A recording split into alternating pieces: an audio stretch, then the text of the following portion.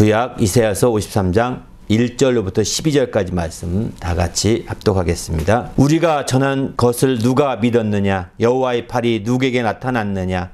그는 주 앞에서 자라나기를 연한 순 같고 마른 땅에서 나온 뿌리와 같아서 고운 모양도 없고 풍채도 없은즉 우리가 보기에 흠할 만한 아름다운 것이 없도다. 그는 멸시를 받아 사람들에게 버림을 받았으며 강구를 많이 겪었으며 질고를 아는 자라. 마치 사람들이 그에게서 얼굴을 가리는 것 같이 멸시를 당하였고 우리도 그를 귀히 여기지 아니하였도다. 그는 실로 우리의 질고를 지고 우리의 슬픔을 당하였거늘 우리는 생각하기를 그는 징벌을 받아 하나님께 맞으며 고난을 당한다 하였노라. 그가 찔림은 우리의 허물 때문이요 그가 상함은 우리의 죄악 때문이라. 그가 징계를 받음으로 우리는 평화를 누리고 그가 채찍에 맞음으로 우리는 나음을 받았도다. 우리는 다 양 같아서 그릇 행하며 각기 제 길로 갔거늘 여호와께서는 우리 모두의 죄악을 그에게 담당시키셨도다. 그가 곤욕을 당하며 괴로울 때에도 그의 입을 열지 아니하였으며 마치 도시장으로 끌려가는 어린 양과 털 깎는 자 앞에 잠잠한 양같이 그의 입을 열지 아니하였도다. 그는 곤욕과 신문을 당하고 끌려갔으나 그 세대 중에 누가 생각하기를 그가 살아있는 자들의 땅에서 끊어짐은 마땅히 형벌받을 내 백성의 허물 때문이라 하였으리요. 그는 강포를 행하지 아니하였고 그의 입에 거짓이 없었으나 그의 무덤이 악인들과 함께 있었으며 그가 죽은 후에 부조와 함께 있었도다. 여호와께서 그에게 상함을 받게 하시기를 원하사 질고를 당하게 하셨은즉 그의 영혼을 속건 제물로 드리기에 이르면 그가 씨를 보게 되며 그의 날은 길 것이요 또 그의 손으로 여호와께서 기뻐하시는 뜻을 성취하시리로다. 그가 자기 영혼을 수고한 것을 보고 만족하게 여길 것이라. 나의 의로운 종이 자기 지식으로 많은 사람을 의롭게 하며 또 그들의 죄악을 친히 담당하리로다. 그러므로 내가 그에게 존귀한 자와 함께 몫을 받게 하며 강한 자와 함께 탈취한 것을 나누게 하리니 이는 그가 자기 영혼을 버려 사망으로 이르게 하며 범죄자 중에 하나로 헤아림을 받았음이라. 그러나 그가 많은 사람의 죄를 담당하며 범죄자를 위하여 기도하였느니라. 아멘. 오늘은 이제 굿프라이데이 특별 예배입니다. 그래서 오늘 제목은 이제 고난을 힘입어서 도약하자, 이런 제목의 말씀을 나누고자 합니다. 우리 그리스도인들은 주님께서 잠시 고난을 받으시지만 고난받는 그것이 오히려 도약하였다는 사실을 믿는 겁니다. 히브리서 2장 9절에 이런 말씀을 합니다. 우리가 천사들보다 잠시 동안 못하게 하심을 입은 자 예수 그리스도시죠. 죽음의 고난 받으심으로 말미암아 영광과 존귀로 가는 쓰신 예수를 보니, 이렇게 표현하죠. 잠시 천사보다 못하게 되어서 죽음과 고난을 맛보셨다는 것입니다. 고난과 죽음을 그가 경험하시고 고난을 당하셨지만 오히려 그것이 영광과 존귀로 관을 쓰는, 면류관이죠, 쓰는 계기가 되었다라고 이렇게 말하지 않습니까? 그러니까 주님의 고난은 그저 주님이 영광과 존귀로 관을 쓰는 하나의 저 밑에 단계의 저 계단에 불과한 거죠. 그러니까 주님의 고난을 당하심으로 이제 그는 오히려 도약할 수 있는 계기가 되었다라고 볼 수가 있는 거죠. 우리가 볼 때는 고난당하신 주님이 얼마나 불쌍해 보입니까? 마치 그가 십자가를 지고 가다가 얼마나 힘이 없던지, 30대 젊은 사람인데, 30대 초반 젊은 사람인데 정말 얼마나 힘이 없던지 십자가 이렇게 비틀비틀해서 가지도 못하잖아요. 그러니까 할 수 없이 옆에 시몬이라는 사람을 시켜서 그 사람 잡아다 대신 지고 가게 하지 않습니까? 이렇게 할 정도로 완전히 힘이 다 빠졌고, 이렇게 할 정도로 그는 아주 고난을 겪었던 거죠. 그런 주님이었고, 그런 주님을 얼마나 사람들이 보면서 안타까웠던지 막 울었다고 했습니다. 주님을 보고. 그만큼 주님이 이렇게 고난을 당하신 것이 그가 주님의 영원한 삶을 비춰본다면 잠시 그렇게 되는 거거든요. 긴 시간이 아니거든요. 그러나 그런 짧은 시간에 그런 고난이 이제 오히려 영광과 존귀로 관을 쓰는 계기가 되었다. 이렇게 히브리서 2장 9절은 말씀하고 있습니다. 이런 점에서 볼 때 마찬가지죠. 우리 속담에 이런 말씀이 있죠. 젊어서 고생은 사서한다, 이런 말을 합니다. 이건 무엇을 의미할까요? 고생이 도약의 약이 된다는 것입니다. 고난이 도약하는 데 큰 힘이 된다는 겁니다. 자신이 고난을 받고 고생도 하고 힘들기도 하고 어려움도 겪습니다. 우리가 살다 보면 다 그렇죠. 특별히 젊을 때 이런 겪은 어려움들은 다 약이 된다는 거예요.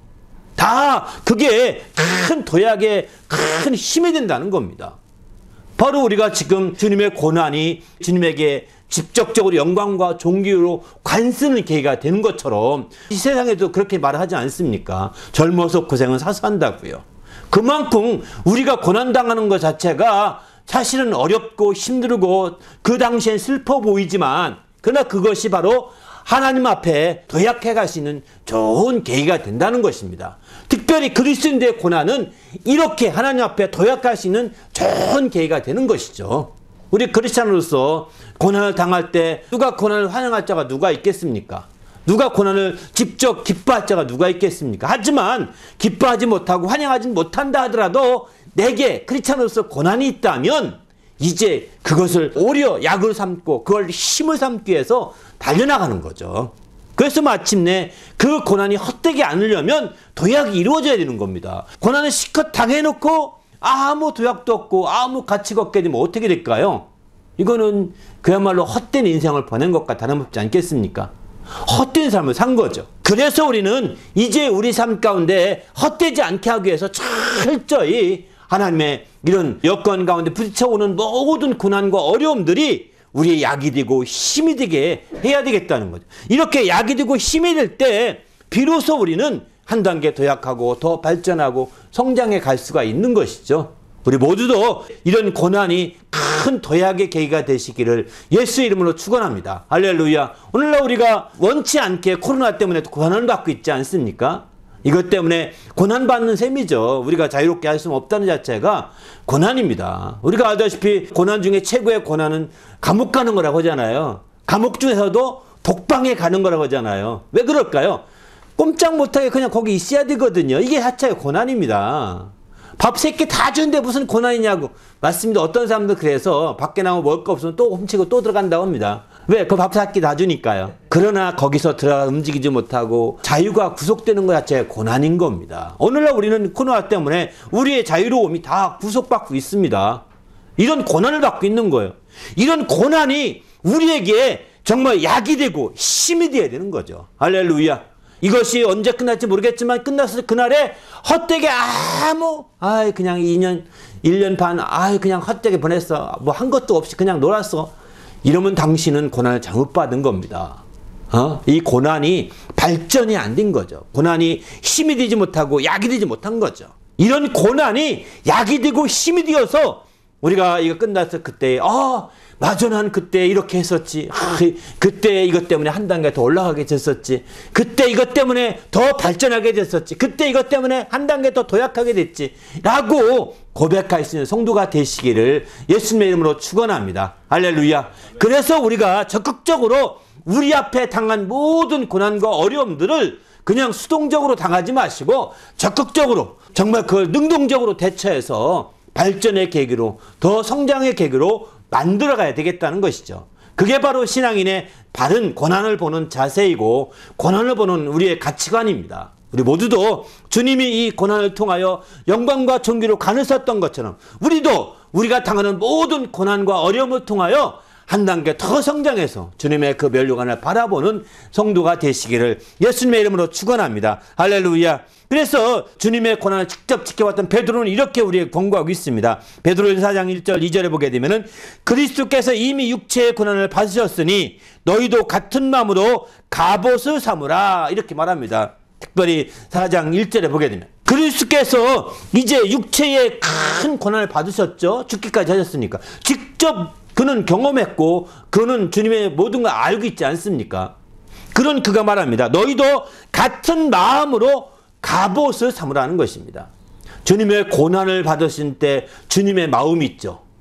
주님이 고난을 받으실 때 어떤 마음으로 고난을 받으셨을까요? 주님이 고난을 받으실 때 어떤 마음으로? 오늘 본문도 보게 되면 약간 이렇게 좀 생각해 볼 수 있는 말씀이 있습니다. 여기 53장 11절에 보게 되면은 그가 자기 영혼에 수고한 것을 보고 만족하게 여길 것이라 예수님을 비유한 거거든요. 미리 예언한 말씀인데 예수님이 자기 영혼이 십자가에 죽으시고 부활하신 그 모든 것을 만족하게 여기실 거라는 거예요. 왜 그러냐? 나의 의로운 종이 자기 지식으로 지식으로 많은 사람을 의롭게 하며 또 그들의 모든 죄악을 친히 담당하셨다. 이렇게 말하죠. 그분이 자기 지식으로 이제 많은 사람을 의롭게 한다는 거예요. 자기 지식으로. 이게 뭘 의미할까요? 그분이 하나님 마음을 알고 하나님의 뜻을 알고 한 그 지식으로 하나님께 전적으로 순종한 것이거든요. 그냥 지식이라고 하니까 우리가 가지고 있는 어떤 학문적인 지식, 어떤 뭐 특별한 원리나 원칙 이런 것이 아닙니다. 그가 하나님의 마음을 알고 있는 지식이 있습니다. 하나님을 아는 지식이 있습니다. 하나님을 아는 지식을 따라 그대로 순종하여서 많은 사람을 의롭게 하였다라고 이렇게 표현하고 있는 거죠. 바로 그렇습니다. 주님이 육체로 많은 고난을 받으셨는데 그 같은 마음으로 갑옷, 곧 무장하라는 겁니다. 갑옷을 삼으라는 것은 그 마음으로 완전 무장이 된다는 것입니다. 바로 순종하는 마음인 것이죠. 정말 저희 아버지의 뜻을 아는 그 말씀과 아버지의 뜻을 아는 지식으로 순종하는 그런 마음으로 사실은 무장하라는 것입니다. 우리의 정신무장을 특별히 강조하고 있는 것이죠. 지난 주일에는 우린 무장에 대해 말씀드리면서 정신무장보다는 육신적인, 외적인 무장을 많이 얘기했죠. 그런데 오늘은 정신무장을 주님이 얘기하고 있는 거죠. 정신무장을 하라는 겁니다. 너희 정신을 깨워서 예수님께서 육체로 고난당하셨는데 그때와 같은 마음으로 정신무장을 해라. 갑옷을 삼으라고 말하고 있는 거죠. 그때 같은 마음이 어떤 마음이냐? 바로 하나님의 아는 지식으로 순종했던 것입니다. 하나님의 아는 지식대로 그대로 순종하는 마음이었던 거죠. 그렇게 해서 마침내 많은 사람들을 의롭게 하였다. 그러니 너희도 이제 주님 안에서 같은 마음으로 정신무장을 해서 갑옷을 삼으라고 베드로는 우리에게 권고하고 있는 것이죠. 우리도 주님 안에서 주님의 고난당할 때 그 마음, 아버지를 아는 그 지식을 따라서 온전히 순종하고 온전히 주의 뜻대로 하여서 마침내 나갔던 그 모든 행위를 순종하는 그 마음을 본받으라는 것입니다. 그 표현을 베드로는, 사도는 어떻게 표현하냐면 빌립보서 2장 5절부터 8절까지 보면은 너희는 이 마음을 품으라 하면서 그리스도 예수의 마음이니 바로 그는 근본 하나님의 본체시나 하나님과 동등됨을 취할 것을 여기지 아니하시고 오히려 자기를 비워 종의 형체와 가지고 또 사람같이 되었고 사람의 모양으로 나타나서 자기를 낮추시고 죽기까지 복종하셨다. 마침내 십자가의 죽음이었다라고 빌립보서 2장 5절부터 8절까지 이렇게 설명하고 있습니다. 그가 아는 지식이 어떤 지식이냐? 하나님과 동등한 존재였다는 걸 알고 있는 거예요. 하나님 마음을 알고 하나님의 뜻을 알고 있는 동등한 분이시니까. 그는 근본 하나님의 본체셨고 하나님의 동등됨을 취할 수 있는 분이셨고 그런 지식을 가지고 있는 분이었지만 마음을 비웠다고 했습니다. 그래서 그 다 비우고 마침내 낮추어서 죽기까지 복종했다고 했습니다. 그분이 순종했을 때 앞에 먼저 순종하는 그 마음을 좀 더 구체화시킨다면 바로 자기를 비운 온유한 마음 그리고 자기를 낮추는 겸손한 마음이 있었던 걸 보게 되죠. 주님도 직접 이런 말씀도 하시죠. 마태복음 11장 보게 되면 수고하고 무거운 짐진 자들아 다 내게로 오라. 내가 너를 쉬게 하리라. 나는 온유하고 겸손하니 내 멍에를 메고 배우라. 이렇게 주님이 말씀하지 않습니까? 이처럼 주님의 이와 같은 마음, 온유하고 겸손한 마음, 자기를 비우는 마음, 자기를 낮추는 마음, 이런 마음으로 이제 주님이 고난을 당하셨다는 거예요. 그래서 마침내 십자가에 죽기까지 하셨다는 것입니다. 그러므로 주님의 그 마음으로 우리도 정신 무장을 해서 갑옷을 삼으라고 베드로는 우리에게 권고하고 있는 거죠. 그렇기 때문에 우리는 주님 앞에서 철저히 우리가 주님의 고난을 당할 때마다 주님이 어떤 마음이었을까? 주님이 고난을 당하면서 아버지께 이런 기도를 하지 않습니까? 아버지여 할 수만 있으시면 이 고난의 순장이 내게 옮겨지기 원합니다 라고 이렇게 말하시잖아요. 지나가기 원합니다 라고 말합니다.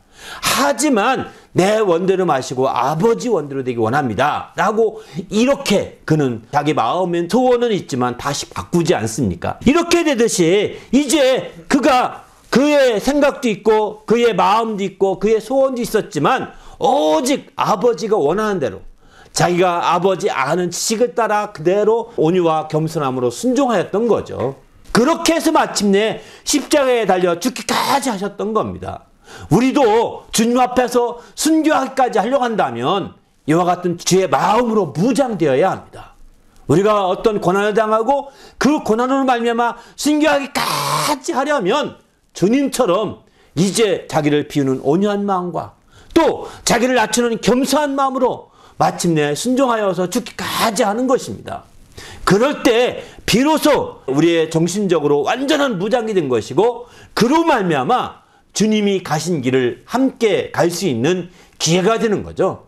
우리도 주님 앞에서 우리의 정신을 정말 온유와 겸손으로 무장함으로 말미암아 이와 같이 고난을 능히 놀라운 도약의 계기로 삼으시는 성도가 되시기를 예수님의 이름으로 축원합니다. 할렐루야. 우리 자신이 고난과 어려움 자체가 이제 우리의 도약의 계기가 되기보다는 오히려 좌절과 또 절망의 계기로 얼마나 많은 자들이 그렇게 쓰러져가고 있습니까? 조금만 어려워도 극복하지 못하고 거기서 좌절하고 절망하고 한숨 팍팍 짓고 이렇게 하는 사람들이 얼마나 많습니까? 우리 크리스찬들은 그렇게 하면 안 됩니다. 이제 고난을 느낀다면 이때 주의 마음은 어떤 마음이었을까? 정말 주님 마음을 품으려면 주의 마음으로 정신무장하려면 나를 비워야 되겠구나. 내 욕심을 내려놔야 되겠구나. 내려놓는 겁니다. 또 더 나가서 이제 우리 주님 이럴 때는 어떻게 했을까? 자기를 낮추시는구나. 낮추셔서 죽기까지 복종하셨지. 나도 낮춰야 되겠다.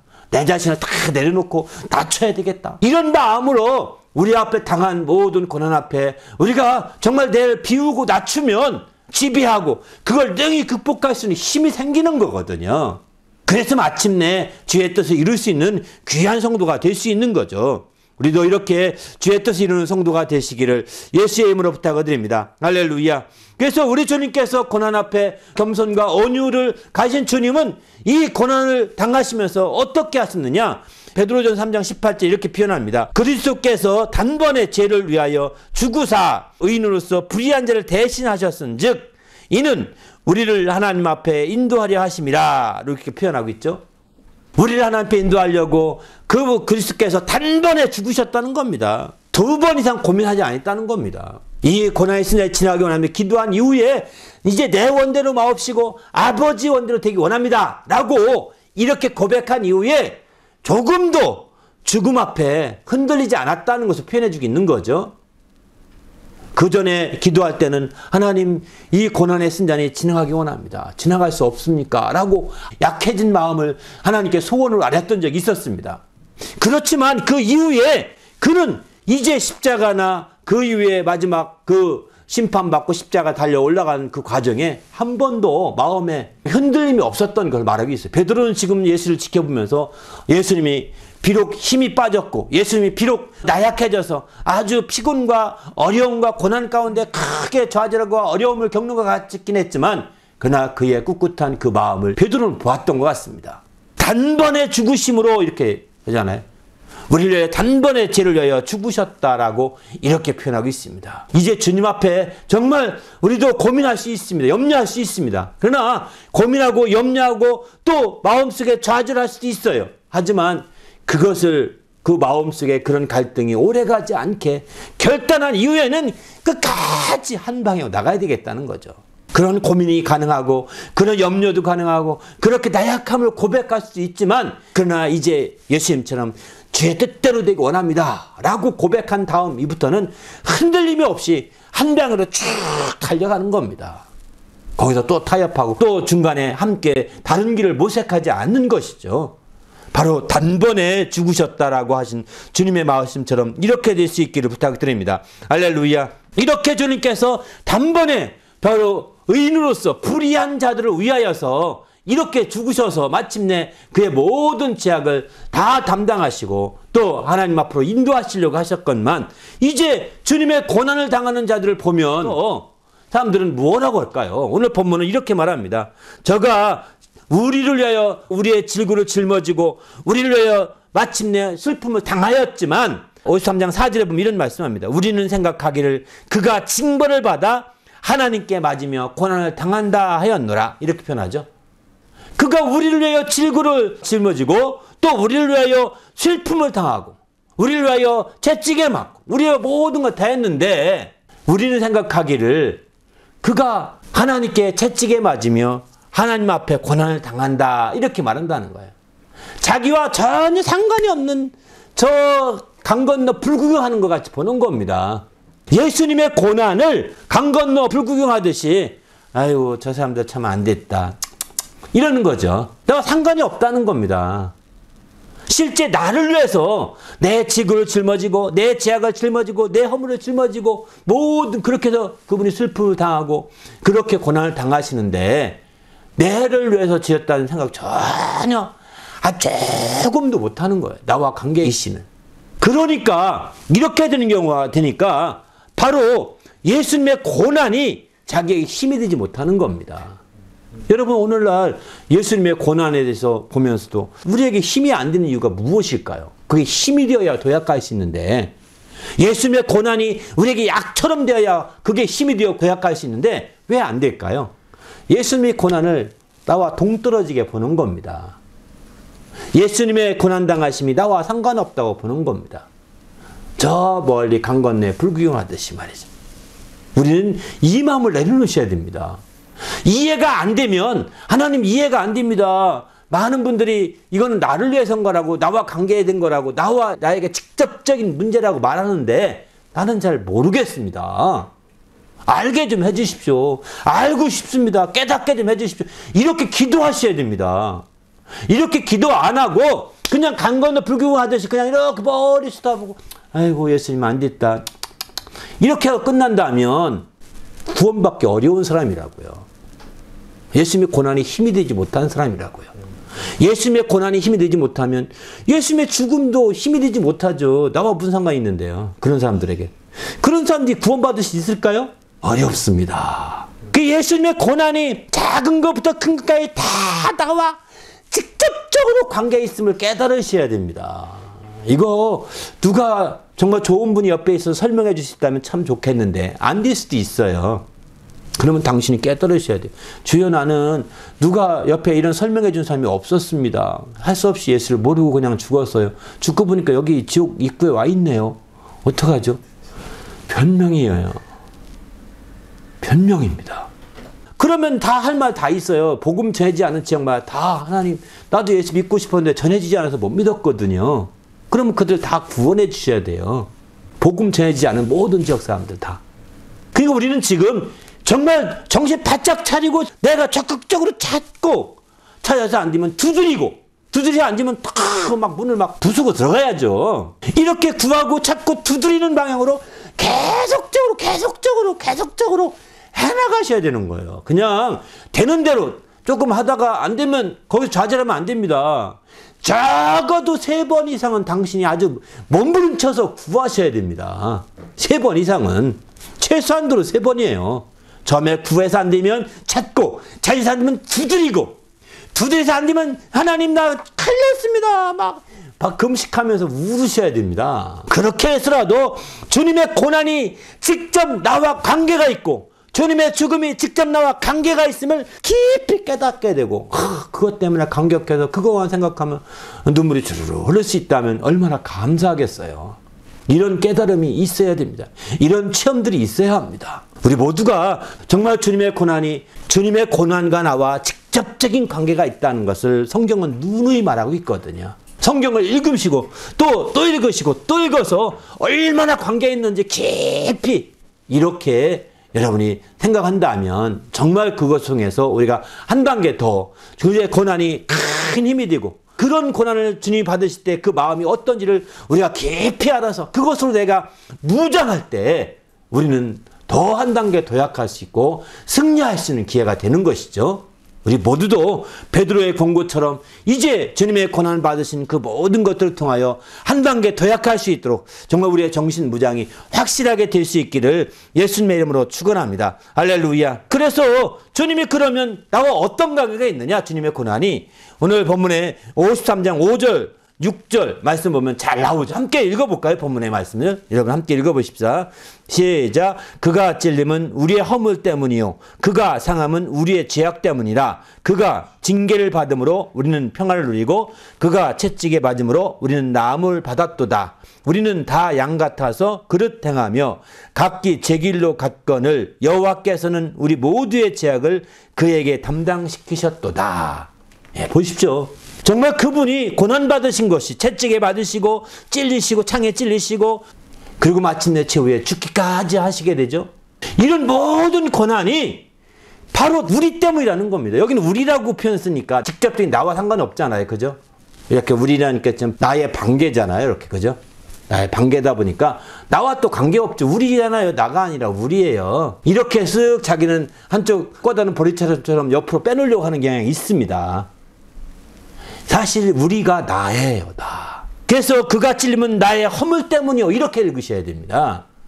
정확하게 표현한다면. 여러분 각각은 그렇게 그가 상함은 나의 지약 때문이요. 그가 징계를 받음으로 나는 평화를 누리고 그가 채찍에 맞음으로 나는 나음을 받았도다. 나는 다 양 같아서 정말 그릇 행하며 제 길로 갔거늘 하나님께서는 나의 모두의 죄악을 그에게 담당시키셨다고 이렇게 말씀하고 있지 않습니까?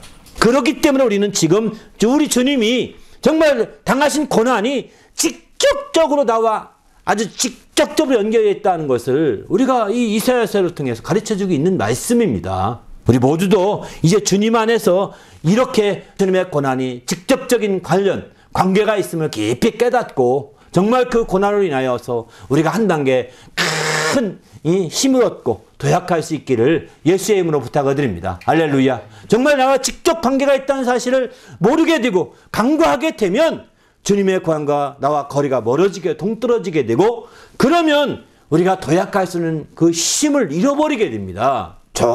정말 그야말로 굉장히 좋은 힘을 다 잃어버리게 되는 거죠. 그러고서 인간의 노력으로 도약하려고 몸들치는 것은 어리석음밖에 없습니다. 헛된 노력밖에 없는 겁니다. 헛된 노력을 하기 전에 이렇게 주님이 베푸신 은혜를 받으시고 주님이 고난당하심이 우리에게 큰 약이 되고 힘이 될 수 있도록 나와 연관시키고 나와 관계가 있음을 깨닫는 성도가 되시기를 예수님의 이름으로 축원합니다. 할렐루야.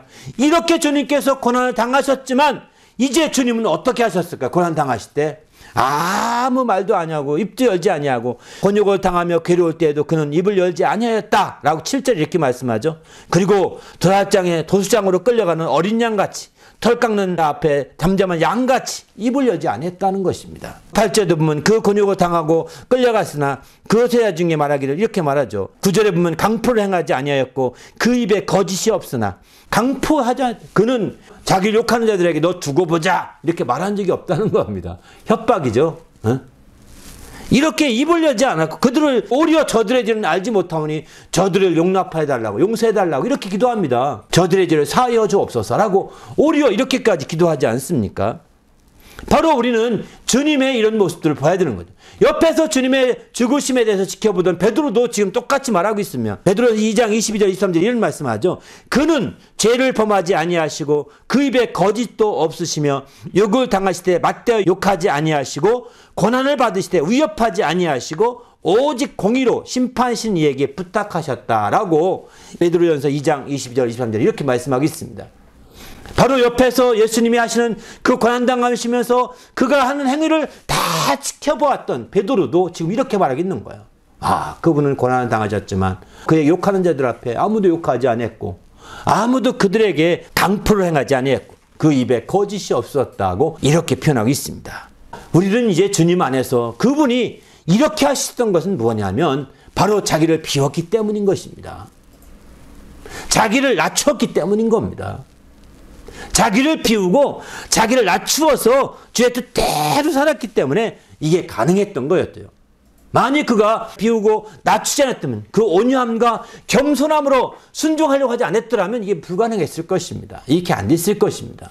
그러나 그는 자기를 비웠고 낮추어서 이제 온유와 겸손한 마음으로 자기가 아는 하나님의 지식을 따라서 그대로 순종하여서 이렇게 했던 거죠. 그래서 베드로는 이제 주님이 고난을 받으신 같은 마음으로 정신무장을 해서 갑옷을 삼으라고 이렇게 말하고 있는 겁니다.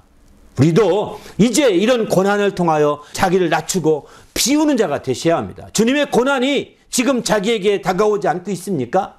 당신이 뭔가 주님의 고난이 넘치고 있는 겁니다.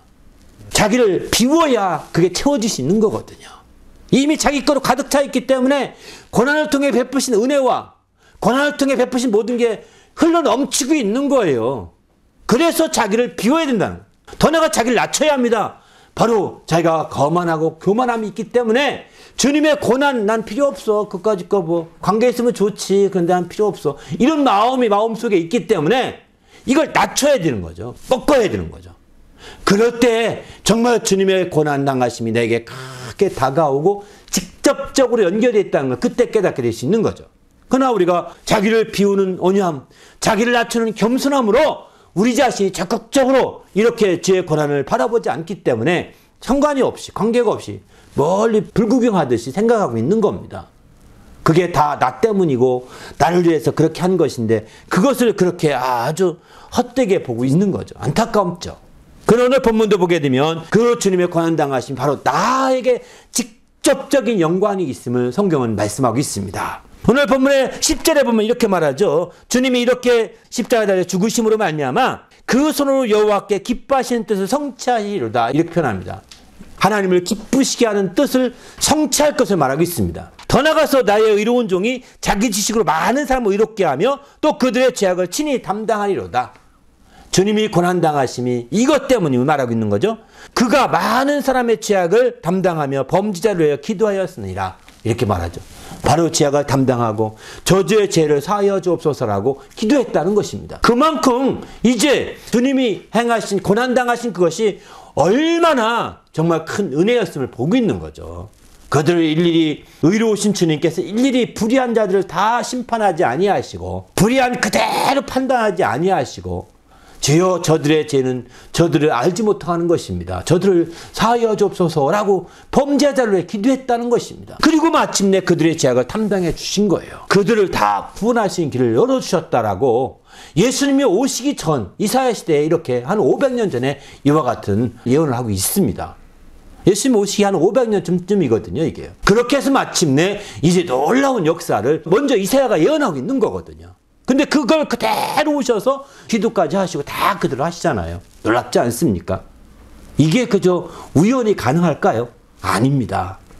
이것은 하나님의 뜻을 따라 이것을 알고 있는 예수님께서 자기 지식을 따라서 이사야의 표현대로 자기 하나님을 알고 있는 지식을 따라서 바로 그대로 온유와 겸손으로 순종하여서 이와 같이 놀라운 역사를 베풀어 주신 거죠.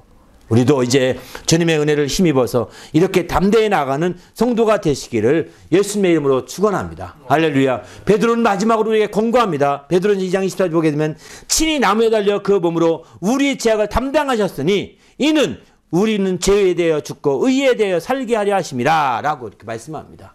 주님이 친히 십자가에 죽으심으로 말미암아 죄에 대해 죽고 의에 대해 살게 하려고 했다는 거예요. 2장 20절 21절에 보게 되면은 그러므로 죄가 있어 매를 맞으면 무슨 칭찬을 받으면 무슨 소용이 있겠느냐 하면서 선을 행함으로 고난을 받되 참으면 이는 하나님 앞에 아름다우니라. 이를 위하여 너희도 부르심을 받았으니 그리스도도 너희를 위하여 고난을 받으사 너희에게 본을 끼쳐 그 자체를 따라오게 하려 하셨느니라. 이렇게 표현하죠.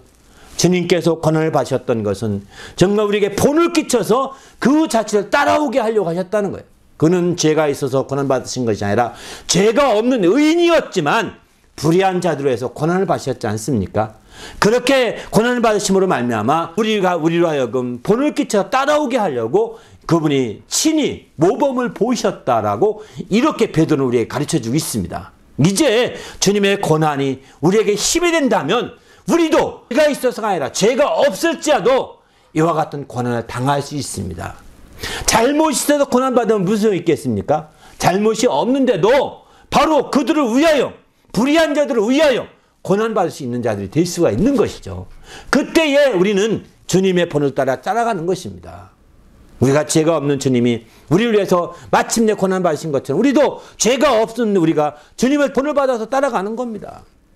그때 주의 마음을 품고 가는 것이죠. 그 마음은 자기를 비우신 온유함과 자기를 낮추신 겸손한 그 마음이 우리에게 있을 때 끝까지 주님을 따라갈 수 있는 그런 성도가 되는 것이죠. 바로 우리 자신이 정신무장을 정확히 해서 이와 같이 되시기를 예수의 이름으로 축원합니다. 할렐루야. 정말 우리 자신이 온유함과 겸손을 통해 정신무장을 하게 해달라고 주님의 고난이 내게 큰 힘이 되게 하시고 주님의 고난이 내게 큰 약이 되어서 우리가 한 단계 더 성장하고 발전하고 도약하는 계기가 될 수 있도록 인도해달라고 간절히 기도합니다.